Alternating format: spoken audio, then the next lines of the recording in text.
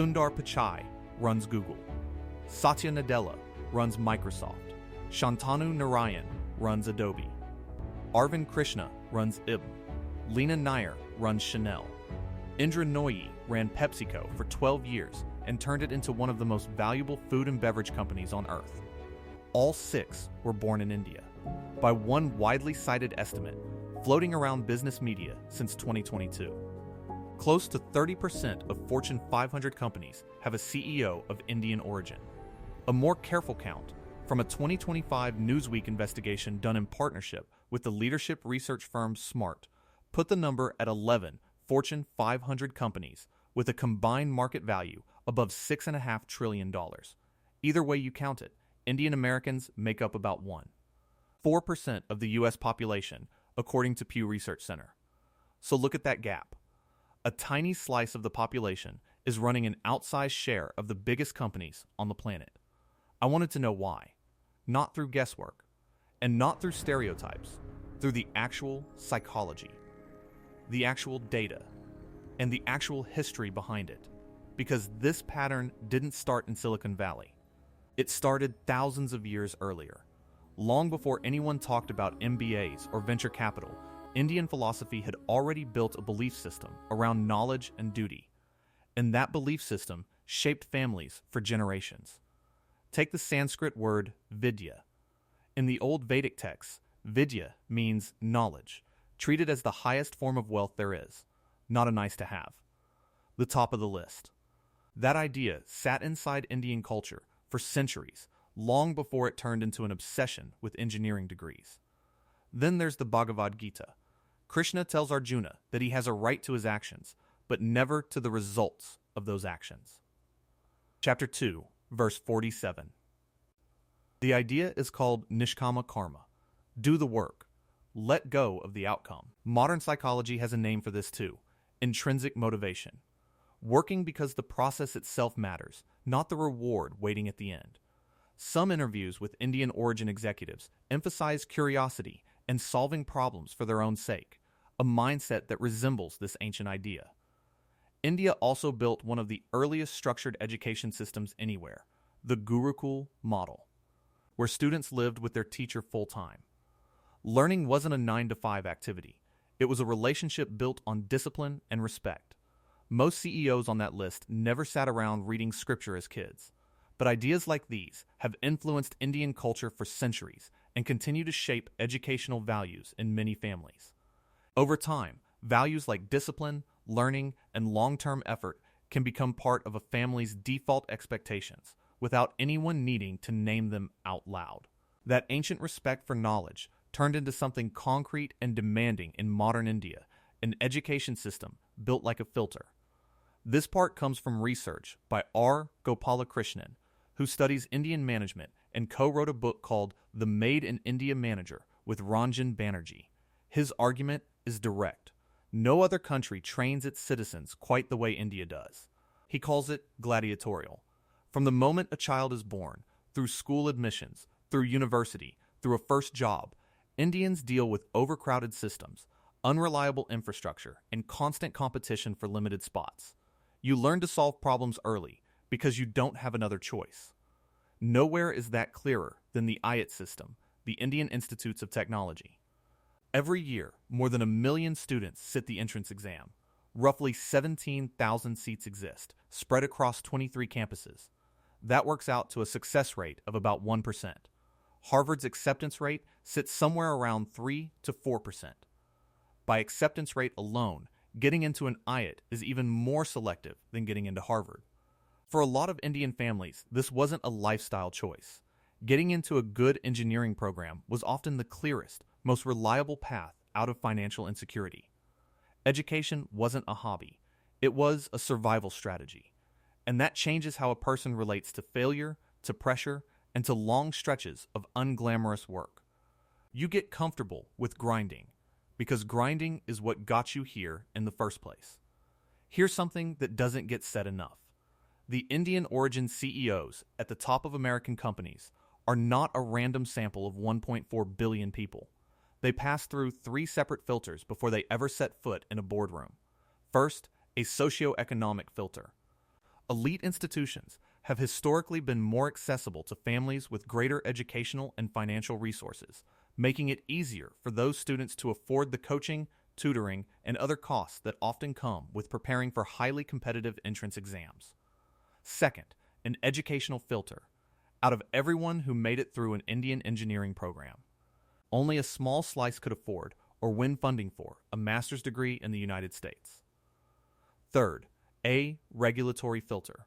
The H-1B visa, the main route for skilled workers to enter the U.S., has consistently gone to Indian nationals at a striking rate. In several recent years, Indian nationals have received somewhere between 70 and 75% of all H-1B visas approved by U.S. Citizenship and Immigration Services. That visa program was built to select specifically for high-end STEM skills. So by the time someone lands a U.S. tech job on an H-1B, they've already cleared a narrow gate. Put those three filters together, and you get a small, unusually driven, unusually well-educated group. According to Pew Research Center, the median household income among Indian Americans was $151,200 in 2023, well above the roughly $83,700 median for the country as a whole. That gap isn't just culture at work. It's the output of 3 rounds of selection, each one narrowing the group further than the last. Here's a genuine puzzle in this story.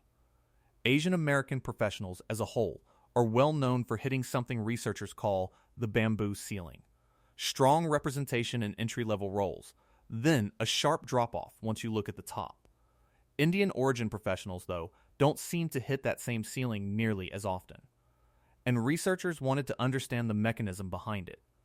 In 2020, 3 researchers from MIT, the University of Michigan, and Columbia ran a set of 9 separate studies involving more than 11,000 people and published the results in the Proceedings of the National Academy of Sciences. They compared East Asian and South Asian professionals directly, trying to isolate what actually explained the gap in leadership attainment between the two groups. It wasn't prejudice. Both groups reported facing similar levels of it. It wasn't motivation either. Both groups were equally driven to seek leadership roles. The difference came down to one specific thing: perceived assertiveness. In American corporate culture, leadership tends to get coded as direct, vocal, and confident in group settings. On average, South Asian professionals in the studies were perceived as more assertive in that specific sense than East Asian professionals. That communication style happened to line up with what American organizations already expected leadership to sound like. To be clear, this isn't a story about one culture communicating better than another in some universal sense. It's a story about fit. A specific communication style matched a specific cultural expectation, in a specific country, at a specific point in time. Change the country, and that fit could flip the other way entirely. There's also hard data on what these executives actually do once they're in the room. The leadership consulting firm G-Smart studies C-suite executives professionally and has assessed roughly 30,000 of them over the years through its CEO genome research. When they isolated executives of Indian descent from that pool, 3 numbers stood out. They were about 5 times more likely to take calculated risks, nearly 6 times more likely to actively embrace new challenges instead of avoiding them, and 3 times more likely to show resilience and a process-driven approach when things went wrong. One possible explanation, supported by interviews discussed in the Newsweek investigation, is growing up navigating genuine unpredictability. In India, especially in the decades before the country's infrastructure modernized, daily life often meant dealing with power outages, bureaucratic delays, and systems that didn't always work the way they were supposed to. You learn early that plans change, that outcomes are rarely guaranteed, and that you keep moving anyway. Researchers describe this as comfort with ambiguity, the ability to make decisions without complete information, and revise your assumptions as new information shows up. That skill translates directly into the kind of decision making a CEO has to do every single day. Markets shift. Competitors move. Technology changes faster than any 5-year plan can predict. A leader who freezes when the picture isn't clear is at a real disadvantage. A leader who's used to operating in the gray zone isn't. For decades, the default image of a tech CEO was the aggressive, all-knowing founder type. Think of the Bill Gates and Steve Ballmer era at Microsoft, defined by intensity and a take-no-prisoner style. That model has been shifting towards something researchers now call wise leadership, built more around empathy, humility, and collaboration. Satya Nadella is the clearest example of this shift. When he took over Microsoft in 2014, he set out to change the company's internal culture, moving it away from what he called know-it-all toward what he called learn-it-all. He writes about this directly in his book, Hit Refresh, published by Harper Business in 2017. That single shift in mindset is widely credited with helping turn around a company that had been losing ground for years. Growing up in a culturally diverse environment may also help develop this kind of flexibility. India is home to hundreds of languages and dialects, along with multiple large religious communities that coexist in everyday life. Psychologists have studied what happens when people regularly move between different cultural frames like that. A study published in American Psychologist in 2008 by researchers Angela Leung, William Maddox, Adam Galinsky, and Chi-Ye Chu found that people with more multicultural experience showed measurably higher creative performance and greater cognitive flexibility. Growing up switching between languages, customs, and social codes can help build exactly the kind of flexible thinking that benefits someone leading teams spread across different countries. That's not a small advantage. Most major companies today run global operations with employees from wildly different backgrounds. A leader who spent a lifetime reading different cultural rooms has a real head start. There's one more twist worth knowing, and it complicates everything you've just heard. Researchers Alison Cook and Christy Glass studied 15 years of CEO transitions at Fortune 500 companies. Their finding, published in the Strategic Management Journal, became known as the Glass Cliff. Women and racial or ethnic minorities, including South Asians, are significantly more likely than white men to be appointed CEO specifically when a company is already struggling. Satya Nadella's own appointment fits this pattern closely. When he took over in 2014, Microsoft had already lost the smartphone battle and was widely seen as falling behind the rest of the industry. According to Cook and Glass, that's not a coincidence. A crisis appointment may be one of the only paths to the top job available to a leader outside the traditional mold. Boards facing real trouble tend to be more willing to take a chance on someone who doesn't fit the old picture of what a CEO looks like. This connects straight back to the resilience data from G-Smart. A leader who's 5 times more likely to take calculated risks and 3 times more likely to handle setbacks well is exactly the kind of person who can walk into a struggling company and actually turn it around.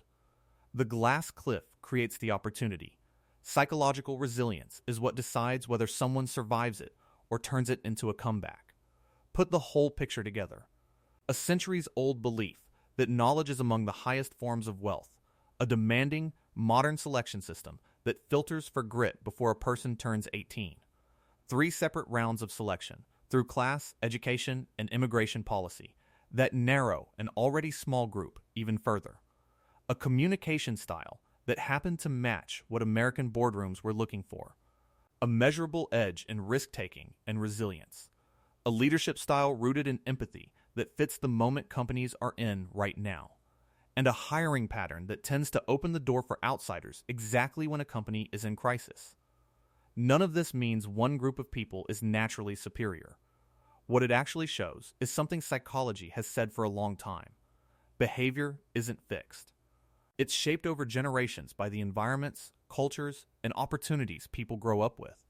Change the education system, the selection filters, or the cultural values, and you'd get a completely different outcome in any country you looked at. That's the real story behind the names running Google, Microsoft, Adobe, IBM, Chanel, and PepsiCo. Not luck. And not some fixed trait, just a very specific set of conditions, repeated across generations, all pointing in the same direction at once.